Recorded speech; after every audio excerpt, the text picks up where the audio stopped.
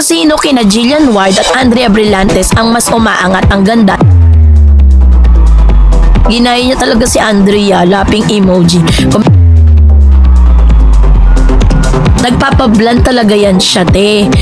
So, pag normal na tao nakablan, ginagaya din si Andrea. Ano ba yun?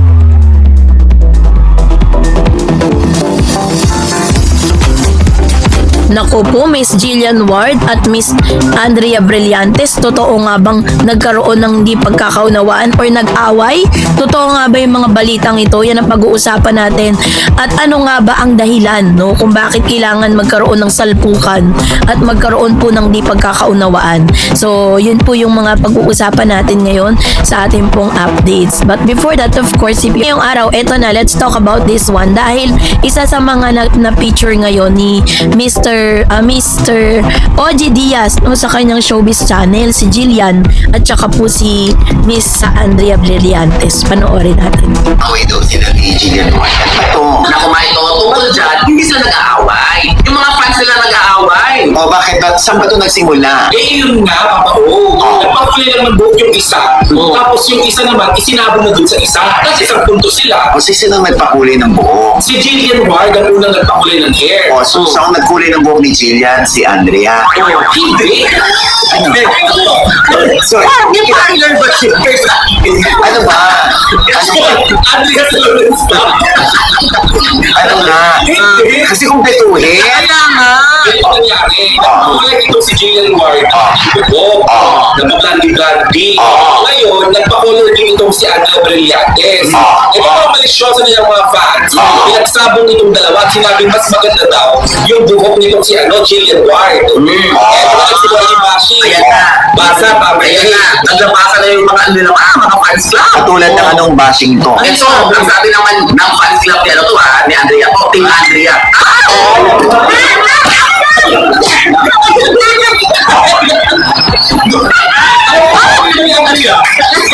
Andrea Bula. Naman ang makakala kong sinabi yan ba?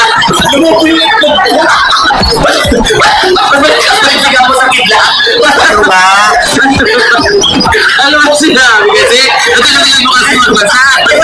Mas malakas ang gabi ko kaysa So yun po yung ilan sa mga naging updates nitong si Mama Loy at si Mr. OG Diaz sa kanilang channel. Sinasabi nila dito na hindi naman talaga direkta itong si Jillian at si Miss Andrea Brillantes ang nag-away kasi hindi naman talaga maiiwasan ng mga netizen na magkaroon ng discussion kung sino kina Jillian Ward at Andrea Brillantes ang mas umaangat ang ganda ng magpakulay ng buhok.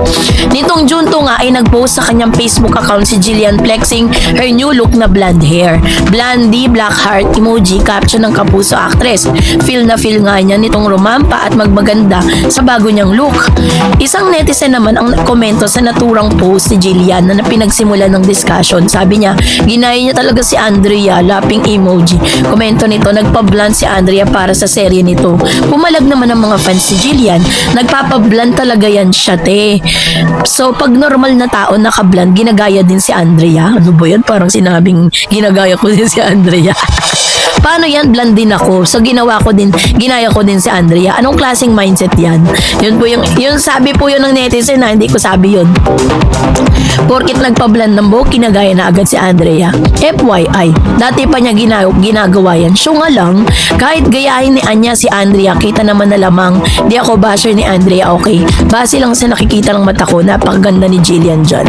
Hindi naman nagpatalo ang mga maka-Andrea. Mas mukhang foreigner mukha ni Andrea kaysa mas bagay sa kanya. Dito kay Jillian, mukhang naka-wig. Sino ba top 1 most beautiful in the world? Umandong pa nga sa pardagulan ng netizen sa usapin ng pagiging retokado, may pagtanggol lang ang kanilang idolo. So dahil po sa mga ganong klase ng balita, no, dahil po dun sa mga nangyari na yon, is naglabasa na parang sinasabi nila na nagparitoke daw si Andrea, kaya daw gumanda. Ganon, may mga retoke daw na naganap. So dahil po dito is talagang naging mainit po yan na intriga sa social media kasi yung fan ni Jillian tsaka ni Andrea Brillantes nag-aaway sila sa Sokmed. Pero yung mga iniidoli nila tahimik lang sa tahibe. Wala naman sinasabi, 'di ba? So kaya nga sabi dito ni Mr. OG Diaz Ibanon, bago tayo manghusga ng kapwa natin, tingin-tingin din tayo sa salamin, 'di ba? Kasi nga 'di ba minsan may mga netizen na kumapanghusga ng tao, nakala mo mga perpekto sila. Hindi naman po kailangan mag-away-away sa Sokmed para lang po mapatunayan kung sino yung mas the best sa mga iniidolo natin, 'di ba? Pwede naman natin silang iidolohin kasi may kanya-kanya naman silang ganda, may kanya-kanya silang talento, may kanya-kanya silang journey na tinatahak. Kaya naman di natin talaga masasabi na na talagang okay yung kanilang okay yung kanilang yung kanilang mga fans talagang may kanya-kanya silang opinion patungkol sa mga bagay na ito. Na bagay na talagang grabe po yung grabe yung mga sinasabi. At the same time is talagang sila talaga yung nag-aaway-away sa social media.